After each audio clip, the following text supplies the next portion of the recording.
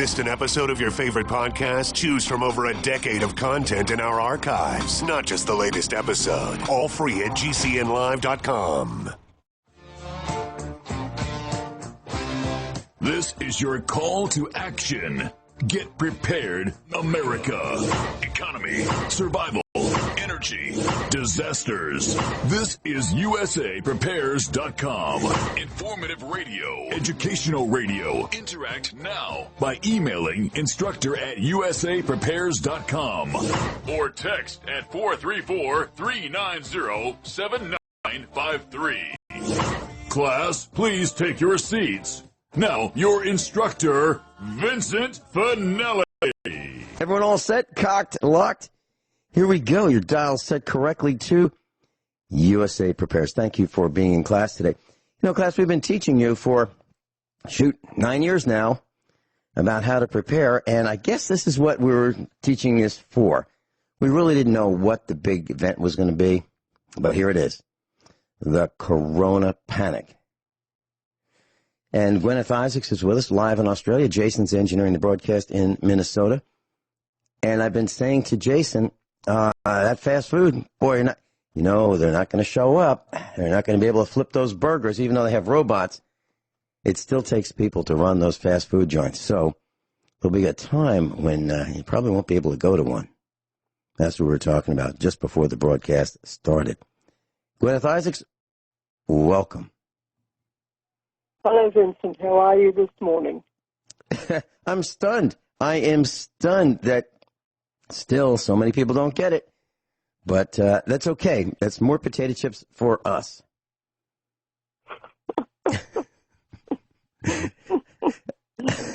That's what our son says. You know, when I was telling him about how many stupid people there are and they just don't get it, and he just looked up and said, "Yeah, that's more potato chips for us." So that's kind of his humorous way of saying, yeah, Dad.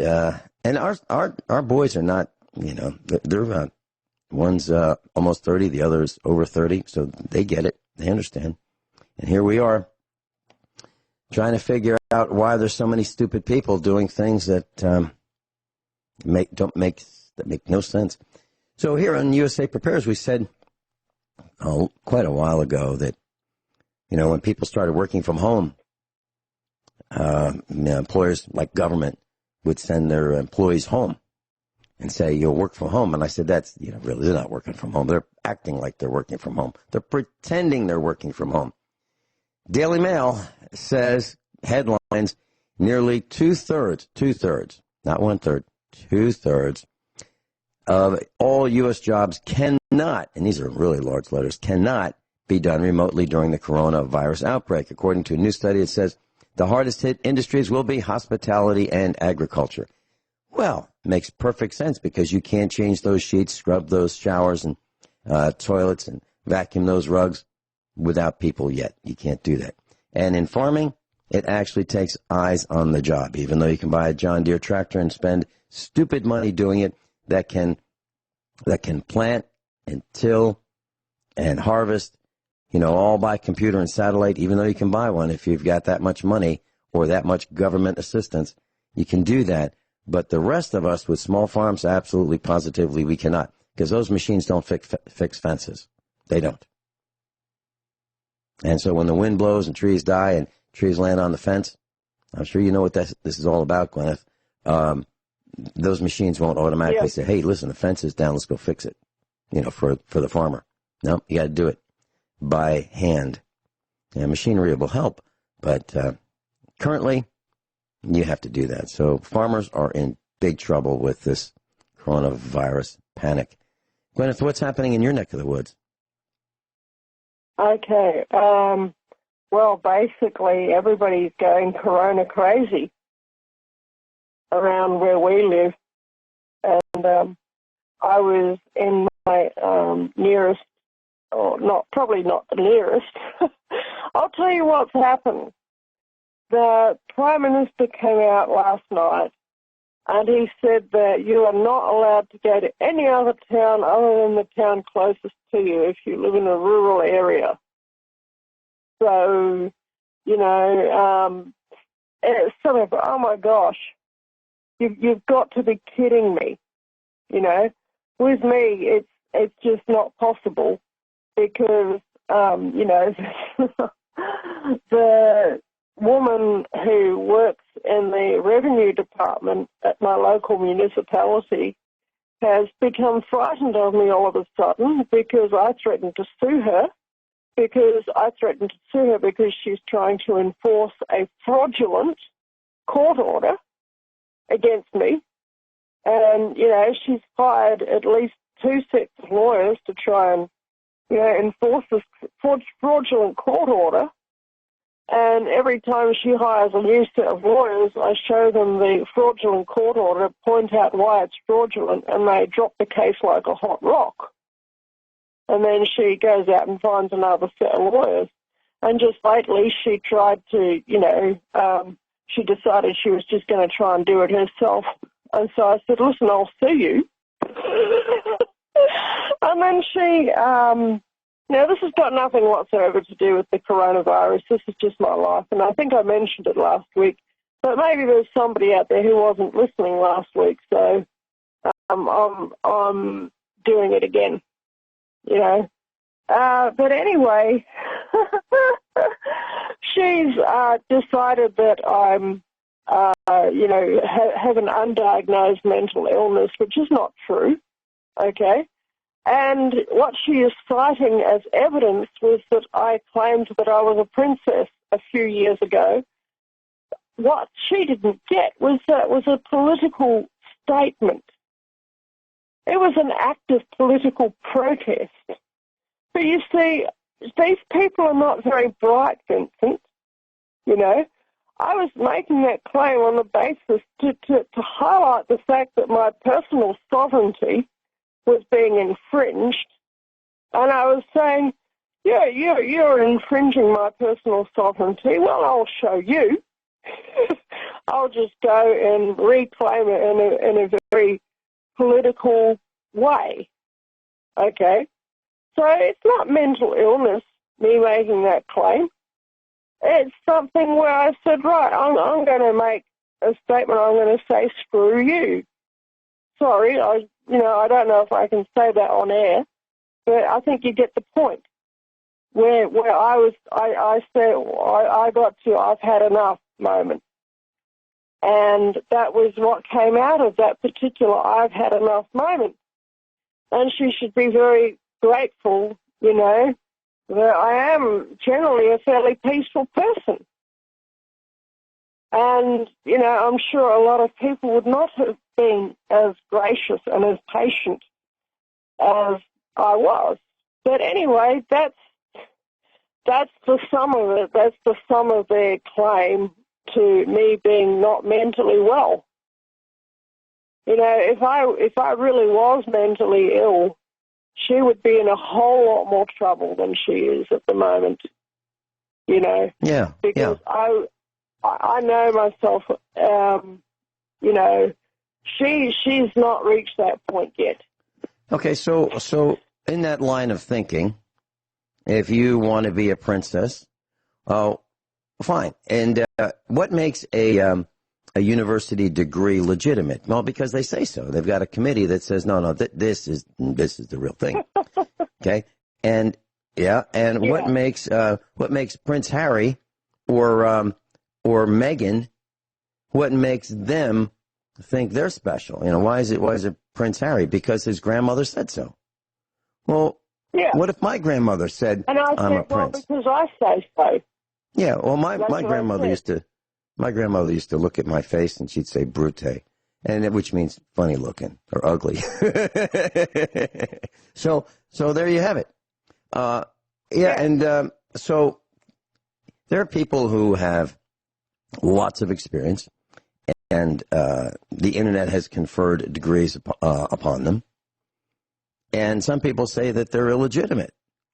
Well, what about? I think it's, if I'm not mistaken, it could be Harvard. I was reading very, very quickly last night that the students are demanding to be passed for the semester without going to, finish their classes because they've been removed from the university environment because of the corona panic. So they're saying, well, yeah, but even though we didn't go there, even though we didn't attend, all the classes, even though we didn't take, the exams, we want to pass. So how would that degree be worth any more than a degree that someone gets on the internet? And by the way, that seems to be what's happening. People are trending toward distance learning. Yeah. Well, it seems to be, as far as I can tell, every man for himself, every woman for himself, the heck with everybody else. And, and if you want to buy food at Sam's Club, I've been saying this for months now, get what you need right now. Well, I'm just looking at the red bars. The minute I start talking about food, I had a frame loss. A lot of frame losses. 1, 2, 3, 4, 5, 6, 7, 9 frame losses, which is probably about 4.5 seconds. Yeah. Well, so here's what's happening. If you go to Sam's Club and you pay that $100 for the Ultra Deluxe Supreme membership rather than the $35 one, and you try to buy something, you get a message that says the equivalent of you can't pick it up. You can't pick it up tomorrow. And no matter what time you try it, day or night, middle of the night, early in the morning, afternoon, you click, checkout, meaning pay. You can't do it. You can't do it. So right now, Sam's Club, as far as I can tell, and I've been a member for 27 years, is worthless. So here's my advice to all of you. If you try to buy something at Sam's Club and it's not working for you, I think you should try to contact Sam's Club customer service and demand 2 years of free membership if they ever come back to life, or demand a total refund from them. And if enough of us do that, they will get their act together. Students are now demanding tuition refunds because, well, the schools, the universities, the colleges have said, well, you can't come here. And the students are saying, yeah, but I already paid for books, meals, tuition, lodging, and I'm not getting it. And now the universities are in a predicament where they're going to have to refund the money. They're going to have to, or there'll be riots. There'll be riots anyway, but there'll be riots for this reason, where the students are owed that money that for services and items they didn't receive. Car insurance companies like Allstate has begun saying, you know what, there's nobody on the road. How are we going to charge insurance? Well, the state governments have said, like in Missouri, either you buy insurance from our friends, like Allstate and State Farm and Farmers and Farm Bureau of whatever state you might be in, Farm Bureau of Virginia or Farm Bureau of Missouri or whatever the state might be. The states are saying you will buy automobile insurance, and if you don't, you'll have to post a bond. So they've got a gun to our heads, but who's driving anywhere? We're not driving anywhere. So we're canceling our insurance. And I tried to move to a different insurance company for other purposes. They're not even home. You can't even reach them. Except you can reach the corporate office. I don't want to talk to them. I want to talk to our guy. Class, Guineith Isaacs is with us live in Australia. Guineith, I just want to make a comment to our class about medical appointments. Let's say you have a doctor's appointment. And, you're doing you're doing fine, you're healthy, and you don't think it's worth the risk to go to your doctor's appointment. Let's say it's coming up in a couple of weeks. I suggest while some offices are still open, you postpone, if you are healthy. I'm not giving medical advice. I'm just giving appointment thoughts. If you are healthy, I suggest you consider postponing that appointment rather than canceling that appointment. So when you talk to the person at the control tower, you could say something like this: I've got an appointment coming up in 2 weeks on Thursday, and, I'm really concerned about coming in. I feel pretty good. I'm healthy. I would like to move that out 2 months and get that new appointment and keep moving that appointment if you're still healthy, because it's a tremendous risk going to the doctor's office. They don't want to see you. You don't want to see them. Nobody wants to see anybody because of the risk. So I suggest that instead of canceling that appointment, because if you go to get one later and you don't have one, it's going to be tough. So at least you'll have one, and you can keep postponing it ad infinitum. Because I don't believe they have records that say, well, wait a minute, you've postponed this 17 times. I don't think they have those records. Does that make sense to you, Guineith? I don't think so either. Does that make sense, that strategy? That makes perfect sense. Okay. Yeah. So I'm not saying rush off to the doctors. Anybody, I think that it's completely insane how anyone in a bureaucratic position is still going to work today, whether that is a doctor or whether that is a government bureaucrat, whether that's someone who works in a courthouse. It's insanity. You know, you mean to say that the courthouses are still open and just about everything else is shut?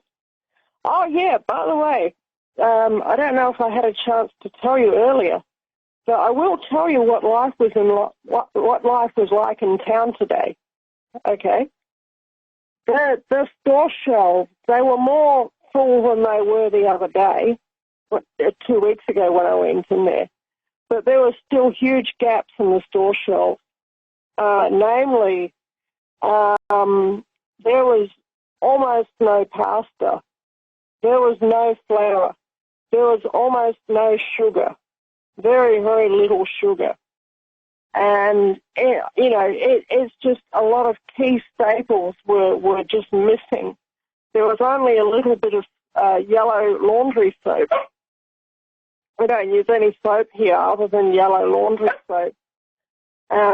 It does what we need to do. It doesn't have very many contaminants in it, like titanium dioxide, that are going to get into greywater systems and the subsurface of our garden and poison it.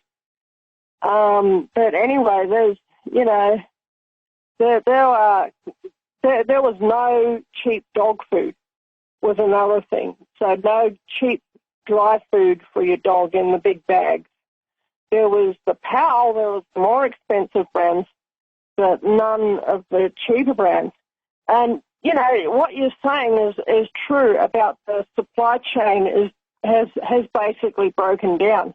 People are not going to work. I know people who work on food processing plant lines. I've emailed you about this earlier. And there's supposed to be 3 people on this line, and only one of them is regularly showing up for work. And this is something where is this person who works on this, processing plant, called in sick or whatever, that processing plant that makes food that goes all over Australia would close down. Because there's supposed to be three people working on the processing plant, and 2 of them have decided that every time the shift comes up, no, we're not going into work. Guineith, let me see if that's insanity. Let me see if I've got this right. So there are 3 people on this we'll call it an assembly line. There are 3 people there because the boss just doesn't say, tell you what, we need to have more bodies here so it looks better and we'll pay more people to do nothing. They have 3 people there because they need 3 people. That's the way I see this. That's right. Okay? And when 2 don't show up, that's a real hardship on the one that does. And if that guy gets worn out and gets sick, it's over for that particular assembly line. We'll be right back. Guineith Isaacs is with us live in Australia. Class, I believe we are the only broadcast on radio that has a correspondent, a regularly appearing correspondent in Australia. And Guineith is a degreed scientist, environmental scientist. She's an author. She's a brilliant, brilliant gal. And I'm so fortunate to be friends with Guineith Isaacs. Guineith, you get a lot of very positive comments from people who are students and instructors because of your breadth and depth of knowledge, and I really appreciate it. And in class, Guineith and I communicate, off the air as well. And she's got her ear to the ground. She understands what's happening better than probably 99% of the population, at least probably 99.999%. Gwyneth, I've lost weight over this corona panic. I'm not talking about worry. It's not that.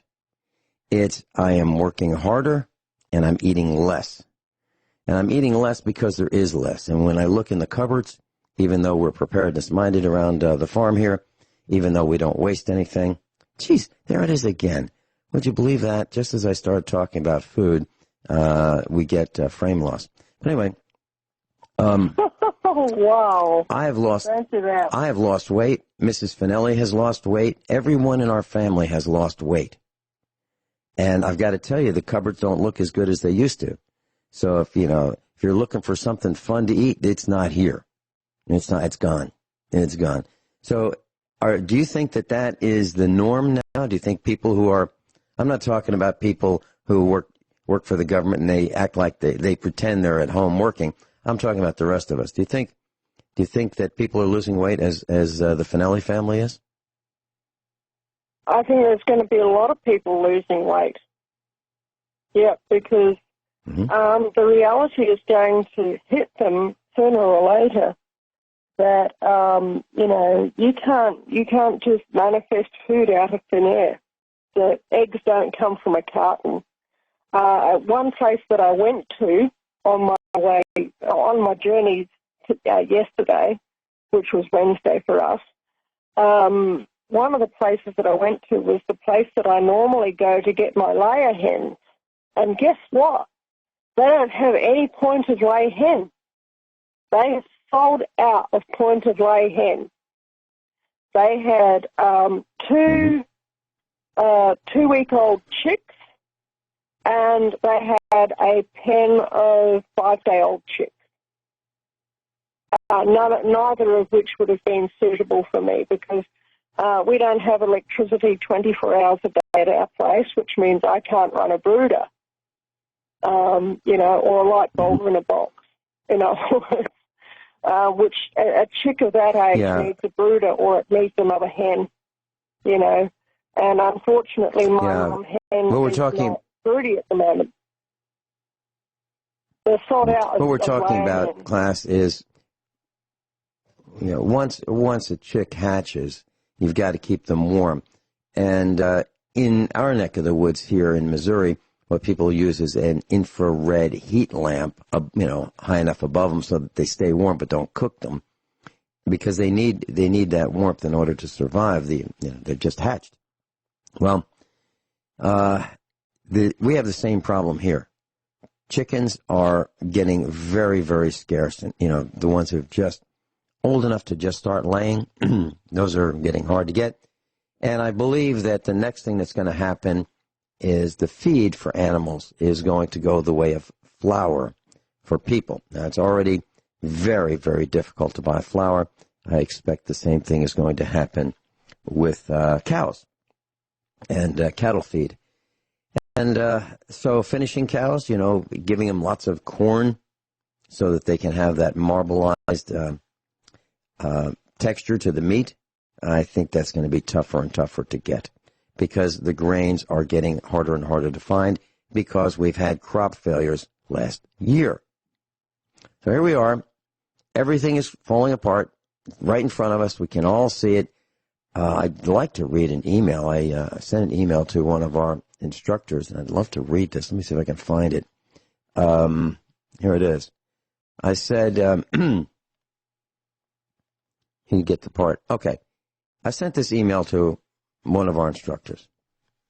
I said, and it's very short. It's 3 sentences. Sentence number 1, it is absolutely clear, period. Everything is broken, period. Please get your provisions, and these are in capital letters now, right now.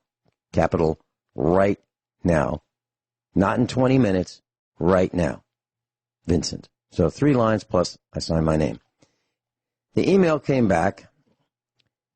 Believe it or not, I'm still trying to get a pickup time for Walmart. What that means is you buy your order. They tell you when you can go pick it up.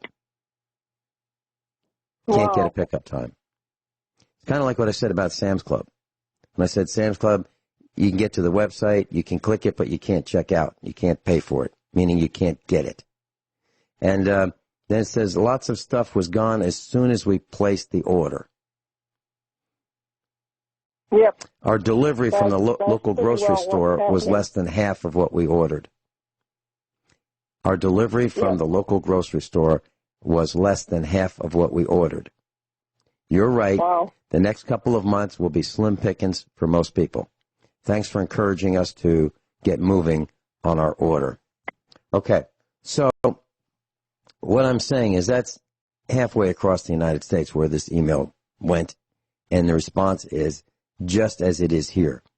You can click on it, but you can't get it. So that family was only able to get half of what they wanted. Now here's an interesting thing. So if you're at home and it's difficult for you to get out and you're a senior citizen, there are volunteers who will get some groceries for you and bring them. I mean, they're doing this on a voluntary basis, which is wonderful. But that's going to stop at some point, and I think it's going to stop soon. As more people start dying from this, the volunteers are going to say, you know what? I got to take care of my own family. I'd love to help people, but I can't do it anymore because it's too risky. That's going to happen. And the supermarket workers, they don't want to be there. They do not want to be there because people come in, they rub their nose, they cough, they sneeze. You know, somebody coughs and everybody looks. So, uh-oh. It's like leprosy. This is the modern leprosy. No one wants to go near anyone because of the fear of dying by going near someone. And everything that we've learned from the government is wrong. Everything. They said 6 feet. It's not 6 feet, it's 26 feet. It might be 126 feet.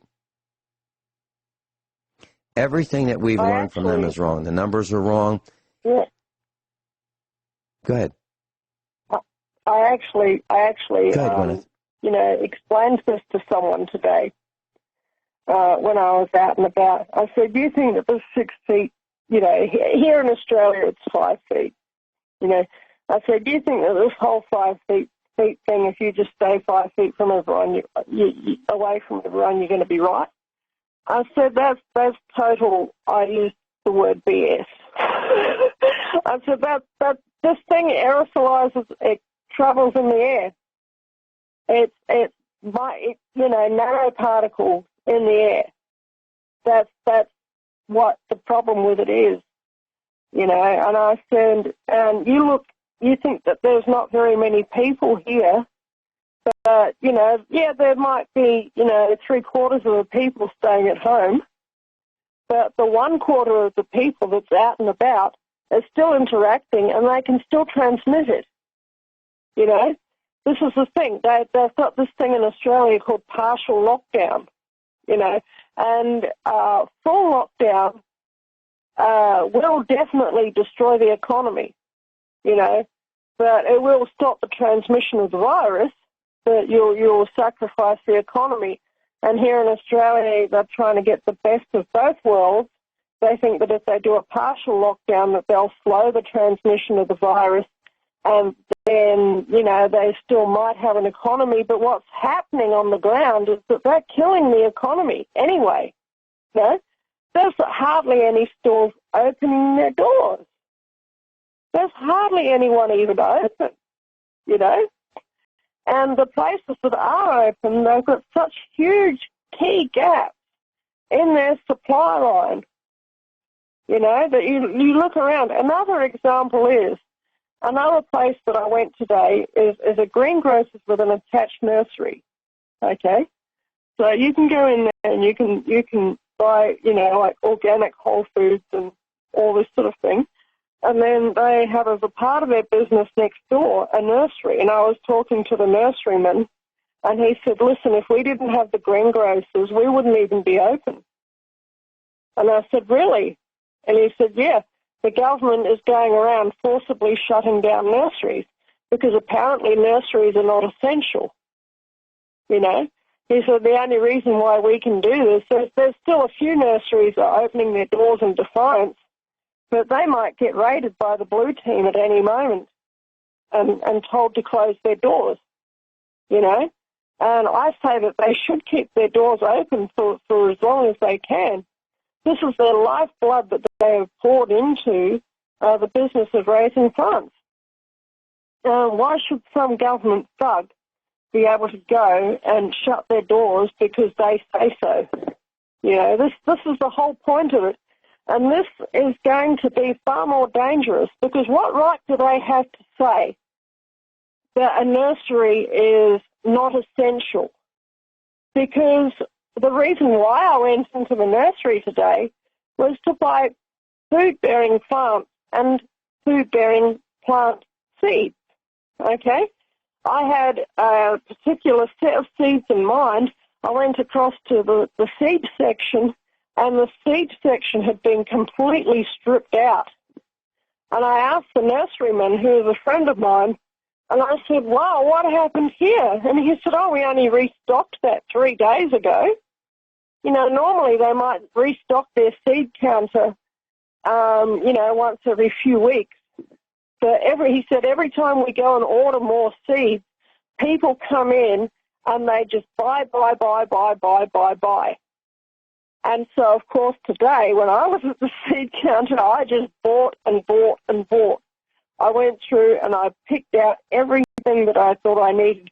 And I got the sort of seeds that I needed, the ones that were lacking in my seed inventory, you know, which were specifically maize seeds and carrot seeds. And I was really glad, actually, I was able to get my preferred carrot variety, but the corn variety that I was after was simply not there. And, you know, I've got an idea for a autumn corn crop here, because we're in Zone 9, and I figured that if I could keep the frost off it, we might get a feed of corn. So I'm setting things up so that hopefully, please God, you know, that it might get so frosted and we might have corn to eat in 12 or 14 or 16 weeks' time.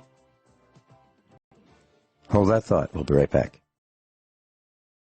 Guineith Isaacs is with us, and class, during the commercial breaks, I'm really busy taking care of a number of different things. And during that last commercial break, I called Diane Knox, Nocks, at White Harvest Seed, and I asked if they have seed that's available for purchase, and they do.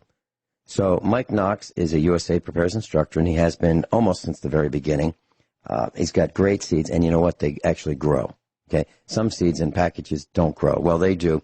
The average price of a package of seeds, according to what Diane just told me 2 minutes ago, was about $2. And they do have some are running low. So this is not a commercial. I'm not being paid for this. I called her to see if I could help you and help them. So here's the telephone number, 866-424-3185,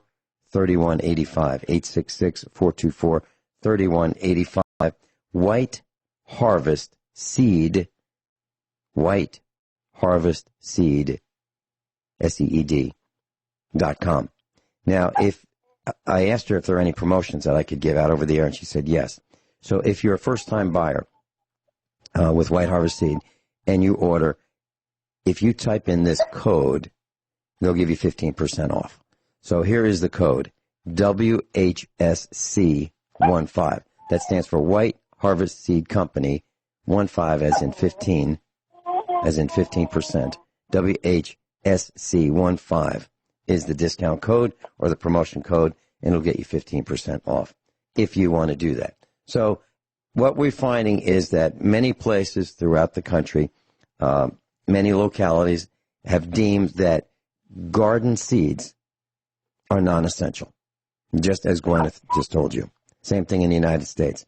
So if you get seeds, make sure you get heirloom seeds and make sure you learn how to save them. And I'll see if I can get Mike Knox back on the air when he has a little bit more time. They're overwhelmed right now. And we'll see if we can get him on the air and teach us how to save the seeds. So keep in mind that we're going to be doing a broadcast on how to save seeds.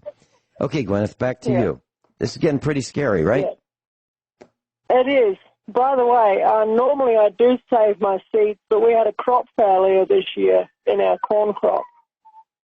So, apparently it's been just really, really hard to grow things like maize all over the world.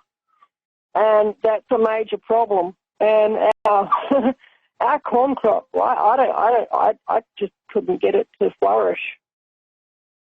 I didn't even know what happened because, yes, we did have a very hot summer, but, apparently I wasn't the only one.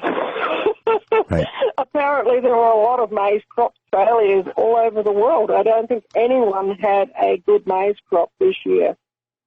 So I was looking for my, We saw that. We saw that here in the United States. Crop failures like crazy. That's why I'm now. I've taken the last little bit of my saved seeds from my, my preferred strain of corn that's done quite well in the past.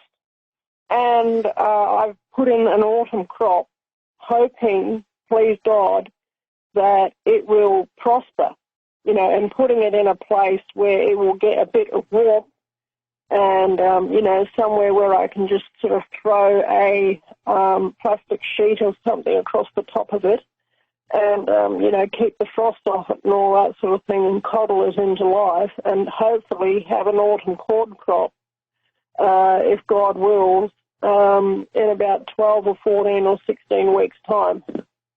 We're looking. That's why I needed the corn. I couldn't get my preferred strain, but I got another old heirloom Native American strain. So I picked them because they were there. And I think that's what a lot of people are doing. Well, that's exactly right. So if you're shopping online for food and you like a specific kind of pasta, lots of luck. You're gonna get, if you get it, you'll get some kind that you really would not have ever bought before, but it's got calories in it and it's got some amount of nutrition, and that's what's happening now. So at Walmart.com, class, here's a tip. So if you decide that you're going to shop online at Walmart.com, you can get free shipping for orders over $35. So don't do what most people are accustomed to doing, building that order, build, and get everything that you want on your list and then place the order. Forget that. Get the items that you can get and hit that $35 or a little bit above. Place the order. Then place your next order. And then place your next order. So what happens is while you're looking to see if you've got everything on your list, people are taking items out of your electronic shopping cart. It's not a shopping cart. It's a wish list. It's a Santa Claus wish list and no Santa involved. That's what it's getting like.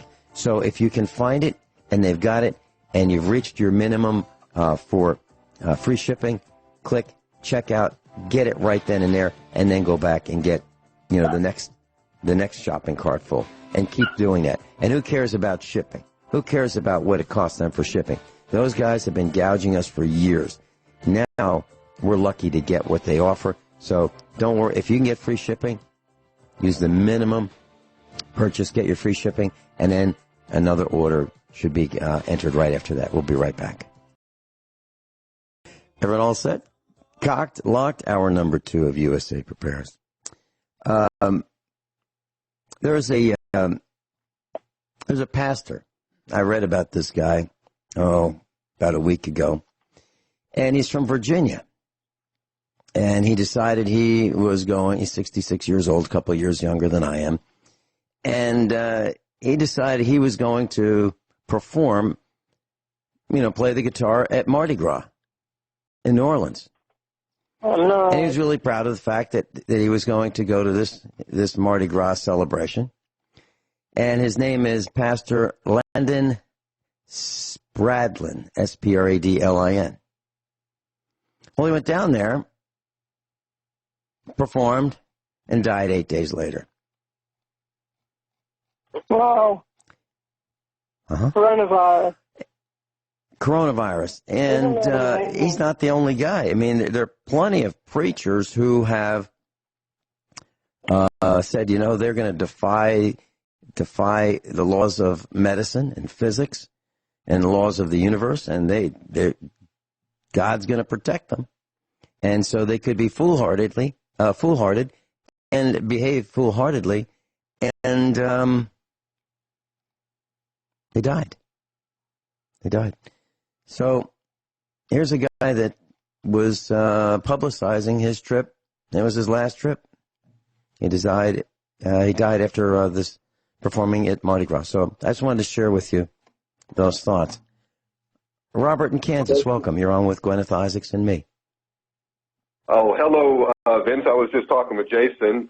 This is Robert in Kansas, and I wanted to ask a question. I wanted to ask a question to Guineith about the crop failure. Do you think, Guineith, that, and maybe this isn't happening in Australia, but here they spray the sky almost every day here in Kansas City area in America, and I'm wondering that if the spectrum of light from the sun isn't getting down to the earth, if that could cause these problems we're having with our crops not coming into production the way we need them to. Well, I suppose it's possible, but I don't have the proper lab equipment to sort of analyze what went wrong. But what I know is that nobody could seem to raise a good corn crop this year. That's what I know, and that's been global. That's not just me, But like I say, when I plant a crop, I usually do not plant all of my seed. I usually keep a little bit in reserve in case things go wrong. And there's something, you've got something to fall back on, and that's a very beneficial strategy to not really plant all your seed all at once, to sort of stagger it out. And then if things go well and you can see that the crop is going to produce a good crop, then then you can go and you can sow your extra seed if you reckon you've still got time for a second harvest. Or you can keep it in the cupboard or whatever. But it's possible because they have been spraying the daylights out of the place, and it's not so bad here for us. And I'll tell you how I know it's not so bad here for us. I have a particular device called a mini cloud buster that I have put somewhere, and what it does is it zaps chemtrails. Okay, I couldn't build at the time. I couldn't build a full-size cloud buster, but I built a miniature one, and it works just as well. And if anyone wants to know what a cloud buster is, they can go onto YouTube or the internet and they can just type in cloudbuster and they'll be able to see one. And I went and I built one a few years ago. And once it's built forever. It'll be there in 1,000 years' time doing its work. And because of that, we tend to get on this block of land, if they're forecasting 10 millimetres of rain, we'll get 30. If they're forecasting 30, we'll get 100. Because, and I talk to my friends, who live in town and who live on other blocks, and it seems to, live on other farms around the place. It seems to have an effective radius, my mini cloud buster, of about 20 kilometres or about 15 miles. So people on X who live in X town might be benefiting from my cloud buster, but the people who live a bit further out, they're not affected by it, and they'll get that 10 millimetres instead of the 30 millimetres that we've all got. And I did that for my benefit, but I'm glad that other people are benefiting as well. And ever since then, we've had improved flow of our local dry creek bed when it, but it's flowing for longer periods of time. So it is improving that catchment. So I don't think in our case that it was just the chemtrails.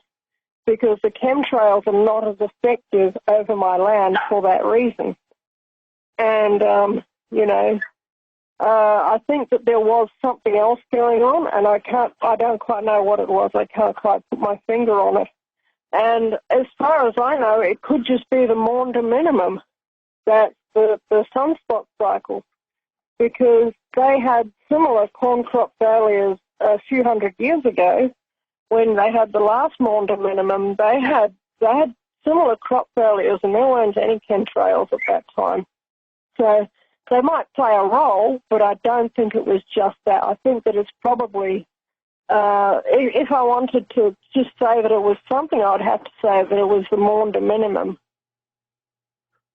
Okay. Robert, I've got a question for you. Okay, Vince. Robert, do you have chemtrails in your neck of the woods near Kansas City, Missouri?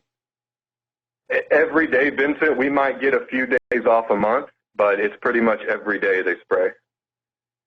Well, okay, so around our farm, I haven't seen them for weeks now, literally. It's really refreshing. However, it's still, I just looked out the studio window again. We don't have them here again. So, but the sky is overcast, heavily overcast. So I don't know if it's chemical spraying from your area moving eastward. That could be. But the sky is completely overcast. But here's what's happening. I can measure on a solar meter how much sun is landing on our farm. And the numbers are pretty high, even though it's overcast. It's very strange. Didn't used to be like this. It would be a bright, sunny day, and we'd have high solar readings. Now we have high solar readings with it being overcast. Very strange. And let me say this. Dane Wigington is a USA Prepares instructor, geoengineeringwatch.org. And the reason that he started geoengineeringwatch.org and alerting people to the chemical spraying of the skies is because he built a large solar array, and he was, let's say he was generating 100 units of electricity, whatever 100 units means. The chemical spraying began, and he started noticing that he was generating 90, 80, 70, 60, 50 units. So he had half of the electrical power generation from the same solar array because the sun was occluded by the chemical spraying. That's how he realized this was happening. Now, in our case, I have the same kind of equipment. And I noticed that the skies are overcast, but it's the weirdest darn thing. We're still generating not record amounts of electricity, but very high amounts. And I don't understand it. Well, Vincent, along those same lines, sunshine is what it is. It has the effects that it has on everything, all of life. And I know that it's a mild form of radiation, all light is. And so would the sunshine kill certain biologicals, right, like bacterium, and even I've heard that it has the capacity to essentially disable viruses, right, where if the sun hits it, you can't really kill a virus because it's not alive, but it has the effect of making it non-functional. So I'm wondering if they can block out the sun and connect it to this coronavirus thing, if they could actually cause the virus to continue to spread even more by not allowing the sun to reach the earth. And so it's just a big concern for me that I still see this every day. And you said you didn't have them, and I'm very happy about that. But I want to know how to do that here. You know, I want to figure out how to get that done here. Well, okay. So here's what I said, and I said exactly what you're talking about. I said that, and this was weeks and weeks ago, that I said that President Trump should stop the spraying because the spraying prevents the killing of the coronavirus. Okay? Yes, sir. I said it this way, I guess. The spraying protects the coronavirus. That's how I said it.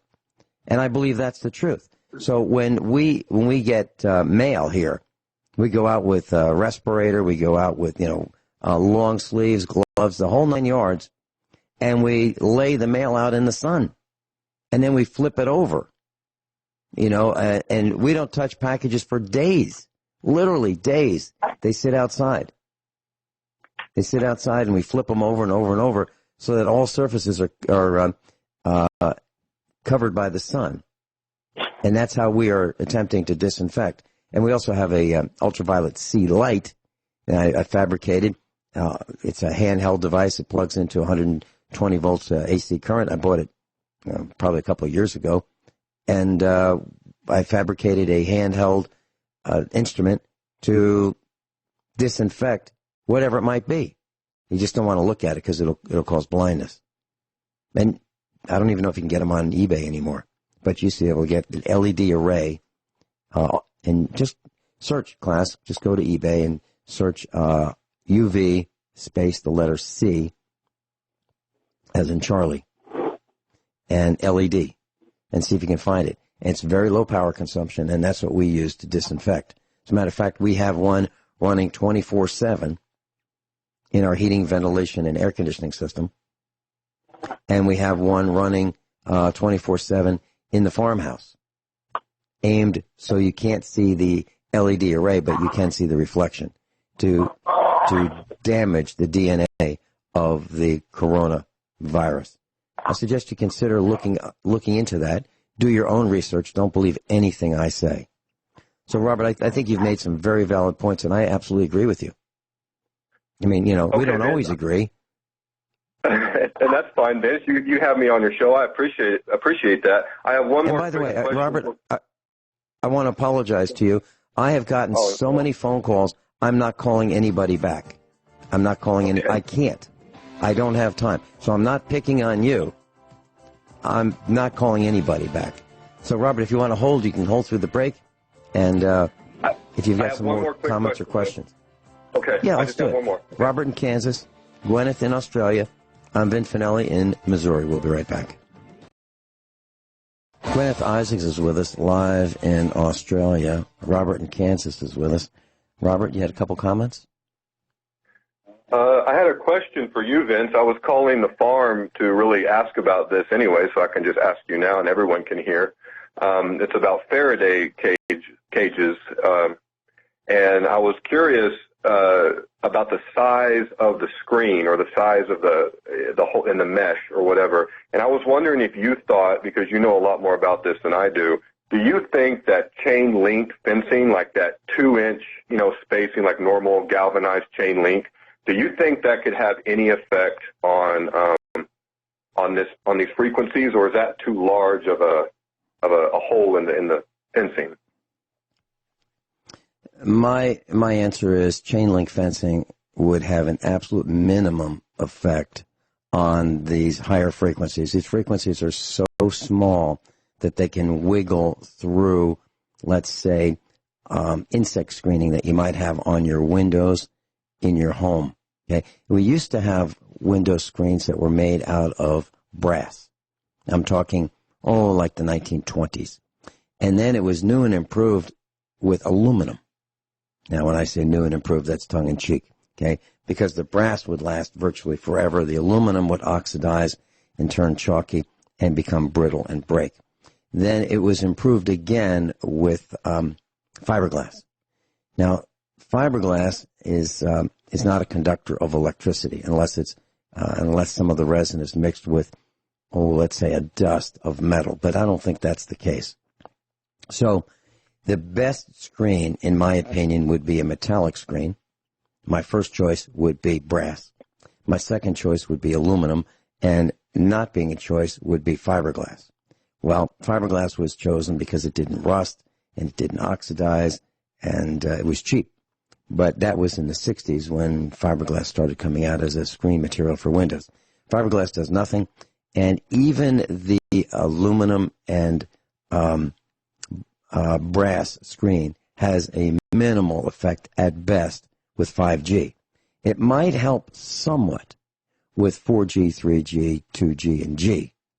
And it will help with long waves like AM and AM radio. It will probably help with FM radio. It will probably help with television. If I really wanted to build a Faraday cage has to be complete. Let me give you an example. So I'm trying to answer your question in lots of different ways to give the class an understanding. We had I didn't have, but the radio network had a sponsor that claimed that they had a device that you could put your cell phone in that would block electromagnetic radiation. I called up the company that was advertising. I said, hey, I'm Vin Finelli. I heard these advertisements. I would love to look at one of these. I'd love to feel one, touch one, and then send it back to you. And if it works, I will say it works. If it doesn't work, I'm going to say nothing, but you won't be able to advertise on USA Prepares if it doesn't work. Well, so I had a cell phone at the time. This was many years ago. And I put the cell phone in it, and I called the cell phone from a landline, and it rang. That tells me that it can transmit and receive in this device that was supposed to protect you. What I'm saying is it did not. And what it had in it was a screen made out of silver, so silver threads. It did not attenuate the signal.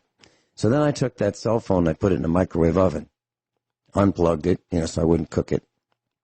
And I called it. And you know what? It rang. So a microwave oven is not a good Faraday cage. It is a partial Faraday cage. The device that is a flexible fabric holster, if you will, for a cell phone, that didn't work. But there was a device that did work. And it was made out of 2 pieces of machined aluminum. So they took a billet of aluminum. They had a CNC machine go in there and drill out the middle of it. It looked like a Prince Albert can of tobacco with a really tight-fitting lid with a metallic infused O-ring. I mean, this thing is precision. It was expensive. It was about $70 for this little thing. And you put the cell phone in there, and you can't call it. It will not ring. That was the only thing I saw that worked. So if you don't mind, I'd like to finish a little bit more of this answer for you. When we come back, we'll talk about what you can do and how it works. Guineith Isaacs is with us, and Robert in Kansas is with us.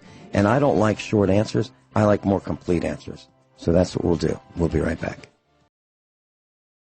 Guineith Isaacs is with us, and Robert in Kansas is called, and he's asking about Faraday cages and protecting equipment. And here's a way of thinking of it. And this is not a perfect example, but it's indicative of this chain link fencing that you're talking about.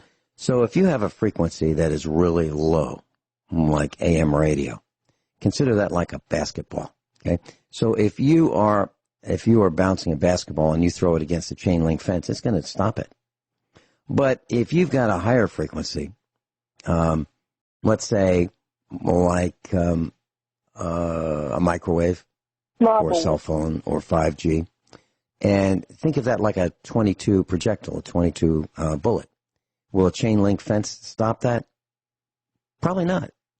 Okay, unless it's a direct hit on the wire of the chain link fence, it might stop some of it, but fragments might get through. So that's one way of looking at this, Robert. And if you tell me what you're trying to do, I can help you more. Some people have bought barrels, these 55-gallon drums, and they have removable lids. Well, that is a pretty good Faraday cage, except it's not perfect, because these frequencies are so small they can wiggle between the lid and the barrel or the drum. So a Faraday cage is a continuous covering with no gaps.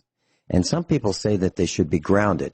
Now, to me, the jury's out on whether you ground them or not, because to me, I want the signal to go around the Faraday cage. Just go around it and keep going, and don't bother the contents of the Faraday cage. Do you have a specific question? Well, Vincent, my application would be I'm trying to have a sleeping area that is void of any frequencies, and so that's my aim. But like you say, I guess I have to sleep in a sealed up tin can if I really wanted to get away from the high frequencies. Well, there's some. So. All right, I have an answer. And it'll take some work. So, are we talking about a bedroom type area? Yes, sir. Okay, so. What I did was I bought some screen. Now, you can buy aluminum if you want, and it will help. It will help, but not against 5G, but it'll help against some of the 4G, because you have windows in the bedroom, right? Is that true? Yes. Okay, yes. That's the problem. The windows are the problem. So what you can do is you can put some window screens up that are aluminum. Or if you can find them, and I don't think you can find them anymore, brass, because they're from the 20s. That would be new old stock that's been lying around for 100 years. It'd be very hard to find. When I say 20s, I mean 1920s. But then what about the walls?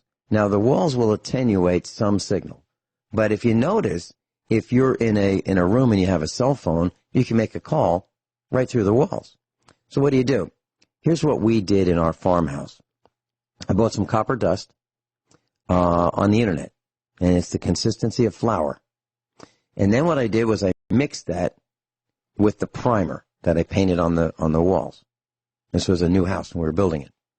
And so I primed the walls with primer consisting of regular primer and copper dust, the consistency of flour. And you have to keep mixing it and mixing it and mixing it because the copper settles to the bottom immediately. So you have to keep continuously mixing while you're applying it. Now that will provide some level of protection. Now the reason I know this is when Bert Bertonis and I were in California manufacturing satellite communications equipment with Andy Gibbs, the three of us, we were building low noise devices. We needed to keep the electronics inside this metal container immune and protected from electromagnetic fields and radiation. So we built a metal box out of aluminum, and it was really expensive. Then we decided that we could drive the cost down probably 90% if we used plastic, but we had to fill the plastic with 10% aluminum dust, and it worked. So that's how come I know that you can do this. Maybe you can use aluminum instead of copper. Copper is more expensive, but I use copper. So I built like a reflective cage. So what's in the room gets reflected around the room. So if I have electronics in the room, I'm making it worse for me. But if I want to protect from outside the room, I'm making it better for me. Okay, Can Vince. I make a comment here? Sure. Can I make a comment here? Go ahead, Guineith. Okay. Robert, there is this stuff, this substance called orgonite, okay? And what it does, I'm a big fan of orgonite, okay? What it is you get metal shavings, okay? And you put the metal shavings in a mold, and you mix up some, resin, so fiberglass type resin, and you cast it over the metal shavings that are in the mold. And you prepare the mold properly so you can get the thing out again, and you let it set, okay? And it works even better if you set either a citrine or a quartz crystal into the metal shavings before you cast the fiberglass resin over the top of it. And what that will do, okay, it will take any detrimental orgone frequencies, which would include 5G, 4G, 3G. And what it will do, it will absorb them and it will retransmit them as healthy frequencies of orgone energy. And if you want to know what orgone energy is, I would advise that you go on the internet and look up Victor Schauberger and Wilhelm Reich, okay? They were researchers. They lived over 100 years ago, and they discovered that there was this energy that ran through nature that was like a life force, okay? And, when you mess with this energy frequency, then you begin to get things like crop failures, you get cancers developing. They were way ahead of their time because they were some of the first people to make the link between detrimental radiation frequencies and cancer. But they also developed a solution, which was, I described earlier, the Cloudbuster, was first built by Wilhelm Reich, and as well as that orgonite, which has been developed further. My gosh, I just forget the name of the people who developed it, but I'll I'll post it on my, I'll look it up tomorrow and post it on my Facebook page for anybody who's interested. Information about orgonite and orgone energy frequencies, because what you're dealing with is 5G, 4G, 3G, most artificial radio waves, FM, AM radio waves, electrical frequencies. The whole lot come under the category of detrimental orgone. And if you build yourself a small lump of orgonite, then and put it near where you sleep, you will find that the 5G won't be an issue. Okay, you can buy orgonite online. There's actually people who make a living casting orgonite, little ornaments for people for this purpose, because it's so effective at transmuting harmful frequencies into harmless frequencies. Because the truth of it is that we're on an electromagnetic planet. This whole planet is a giant electromagnet. You will never get away from artificial. You will never get away from artificial electromagnetic frequencies, but you will certainly never get away from electromagnetic frequencies. You are an electromagnetic organism, and because of that, everything that you see around you, even in nature, is absolutely buzzing with electromagnetism. The other thing that you can do to help to reduce the harmful effects of electromagnetic energy is if you can grow plants near your sleeping space. They will have a beneficial effect. For one thing, they'll take the CO2 that you breathe out and they will convert it to oxygen. And you'll find that you'll have increased oxygen levels in your sleeping space, and that will also help you to sleep better. But they radiate, beneficial orgone energy into a room. And the more plants you have around you, the better your, radiation levels, beneficial radiation is going to be. Yeah, and I mean, I've been homeless in my life. At one time, we were in a rainforest, my sons and I, and it was the most beautiful, peaceful place I think I've ever been. And we were just out in the middle of nowhere, next to a rushing river with just ferns and, temperate rainforest all around in southern Victoria. And it was amazing, and I will never ever forget that feeling of just being in that rainforest. And we had nothing. I think I had an axe and I think I had a bow, and I had some fishing gear, and I had my dog, and I had a few little bits and pieces. But basically, I had nothing except for my sons and I. And the feeling was amazing, and it was so beautiful. I think if I'd found a cave, I could have just camped there forever. But that didn't happen. Otherwise, I wouldn't be talking to all of you. So God had other plans. But yeah, research orgonite. Definitely research orgonite, because it's an amazing material, and it also helps to build a cloudbuster. A cloudbuster is basically a gigantic lump, or as big as a lump of orgonite that you can build as possible, with a copper pipe sticking out the top to act as an antenna, or multiple copper pipes sticking out of it to act as antennas. And that basically transmits the frequency into the atmosphere. And I have seen on many occasions my little mini cloudbuster completely annihilate chemtrails. And, I don't know how quite it works, but all that I do know is that it does work, that we get 3 times the amount of rain here on this land, and for about a 20-kilometre radius, than anyone else does.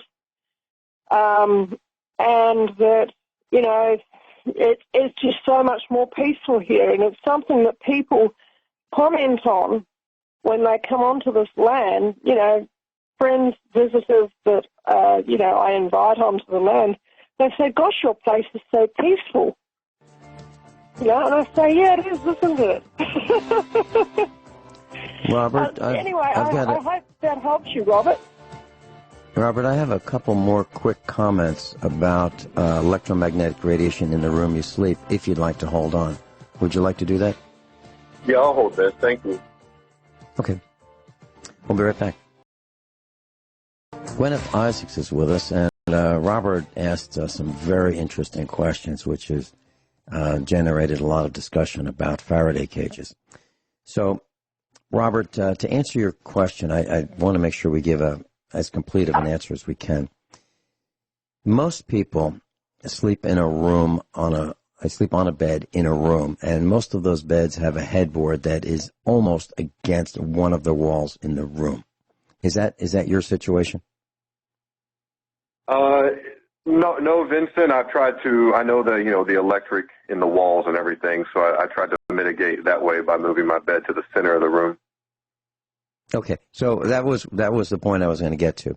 So very few people have their bed in the center of the room. But what I did want to share with you is that according to electric code, and most houses and buildings are wired according to electric code, that means that there's one outlet every 6 feet of wall space in most homes. And here's the point I was going to get to. Actually, a couple of points. I have measured the electromagnetic radiation from the wire, the Romex in the walls, which is the common wiring style. It's typically yellow or white, 3 wires in a sheath, and there's one white wire, one black wire, and one ground wire. And they are in parallel. And what happens is they attenuate in that package, in that Romex, they attenuate a lot of the signal, a lot of the electromagnetic radiation that would normally be emitted from that wiring. But it's not perfect, so they leak. And they leak a lot in a couple areas. One is in the electrical boxes where the wires get separated out from the Romex. So you separate the white, the black, and the ground, and you wire that to a receptacle or a switch. That is the location where there's a lot more electromagnetic radiation. Then at the breaker panels where you have a whole bunch of Romex wires going in, you have way more electromagnetic radiation. Many times more electromagnetic radiation than in the receptacles and the switches, or the switch boxes, or the receptacle boxes. But here's the point. Here's another point I want to make. So let's say you have one circuit breaker, and it goes around the room from receptacle number 1 to receptacle number 2 to 3 to 4, okay? Let's say that's how your room is wired, and that's how most rooms are wired. Well, if you put a device that uses electricity, whether it be a light bulb or a computer or a television, it doesn't matter what. If it uses electricity, it will cause electromagnetic radiation to come out from the wiring. Now, where does it come out from? Well, it comes out from that receptacle that you've plugged that device in all the way back to the electrical circuit panel. So if you plug that device into the first receptacle closest to the breaker, it will radiate electromagnetic radiation from that receptacle all the way back to the breaker panel. But not very much will be radiated out from that receptacle to the outlets that are farther away from the breaker panel. Did I say that well enough to be understood, or do I need to say it a different way? I understand fully, Vincent. It makes perfect sense, everything you said. I've been a student for a long time, though, so I kind of already knew. I did not know what Guineith told me, though, so I want to say thank you, Guineith. That's new information for me, and I'll do my research, so thank you so much for that. Here's another way of looking at what Guineith said. So what she said was small particles of metal, and that's what I said I used in the walls. So what happens is the metal, these little discrete pieces of flakes of metal, they act as antennae. The smaller the metal particle, the higher the frequency that is attenuated by it. So that does the same kind of thing by attenuating these signals. So if you want to save metal, paint the areas around the wiring, if you know where the wiring is in your walls. Paint, a foot above it and a foot below it. Let's say it runs horizontally. So find the center, paint 2 feet and center that dust in the primer on that wiring and all around the switch boxes. And if you can, it would be a good idea to use a metallic switch box or a receptacle box, but we don't use them anymore. We use blue plastic ones because they're cheap, right? But they do not contain the electromagnetic radiation as well as a metallic box. So everything that we've done has allowed more and more electromagnetic radiation into our homes, meaning we have devices that are wireless.